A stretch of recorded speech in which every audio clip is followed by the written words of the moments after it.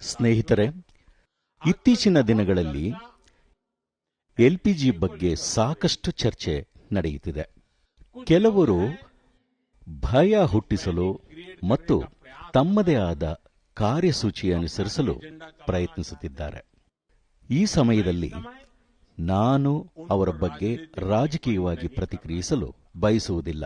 ಆದರೆ ಇಷ್ಟು ಮಾತ್ರ ಹೇಳಬಲ್ಲೆ, ಹೀಗೆ ಮಾಡುವುದರಿಂದ ಅವರು ಸಾರ್ವಜನಿಕರಿಗೆ ತಮ್ಮನ್ನು ತಾವು ಬಹಿರಂಗಪಡಿಸಿಕೊಳ್ಳುತ್ತಿದ್ದಾರೆ ಮತ್ತು ಇಡೀ ದೇಶಕ್ಕೆ ಗಮನಾರ್ಹ ಹಾನಿಯನ್ನುಂಟು ಮಾಡುತ್ತಿದ್ದಾರೆ.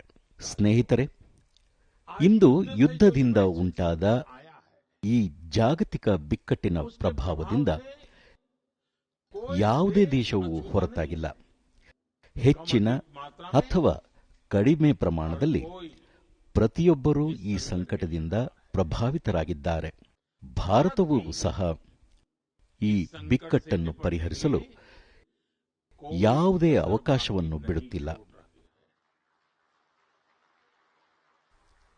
ಮತ್ತು ವಿವಿಧ ಹಂತಗಳಲ್ಲಿ ಪ್ರಯತ್ನಗಳನ್ನು ಮಾಡುತ್ತಿದೆ.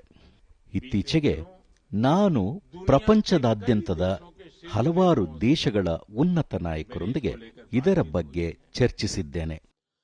ಪೂರೈಕೆ ಸರಪಳಿಯಲ್ಲಿನ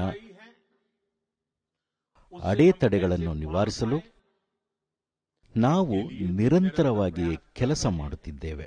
ಸ್ನೇಹಿತರೆ, ಭಾರತದ ತ್ವರಿತ ಅಭಿವೃದ್ಧಿಗೆ ವೈವಿಧ್ಯಮಯ ಇಂಧನ ಮೂಲಗಳನ್ನು ಉತ್ತೇಜಿಸುವುದು ನಿರಂತರವಾಗಿ ಅತ್ಯಗತ್ಯವಾಗಿದೆ ಮತ್ತು ಇದನ್ನು ಬಲಪಡಿಸಲು ನಾವು 2 ಹಂತಗಳಲ್ಲಿ ಒಟ್ಟಾಗಿ ಕೆಲಸ ಮಾಡಿದ್ದೇವೆ. ಮೊದಲನೆಯದಾಗಿ, ದೇಶದಲ್ಲಿ ಇಂಧನ ಪ್ರವೇಶವನ್ನು ಹೆಚ್ಚಿಸಲು ನಾವು ಮೂಲಸೌಕರ್ಯವನ್ನು ನಿರ್ಮಿಸಿದ್ದೇವೆ ಮತ್ತು ಎರಡನೆಯದಾಗಿ, ಇಂಧನಕ್ಕಾಗಿ ವಿದೇಶಿ ಮೂಲಗಳ ಮೇಲೆ ಮಾತ್ರ ಅವಲಂಬಿಸಬೇಕಾಗಿಲ್ಲ ಎಂದು ಖಚಿತಪಡಿಸಿಕೊಳ್ಳಲು ನಾವು ಇಂಧನ ವಲಯದಲ್ಲಿ ಸ್ವಾವಲಂಬನೆಗೆ ಒತ್ತು ನೀಡಿದ್ದೇವೆ.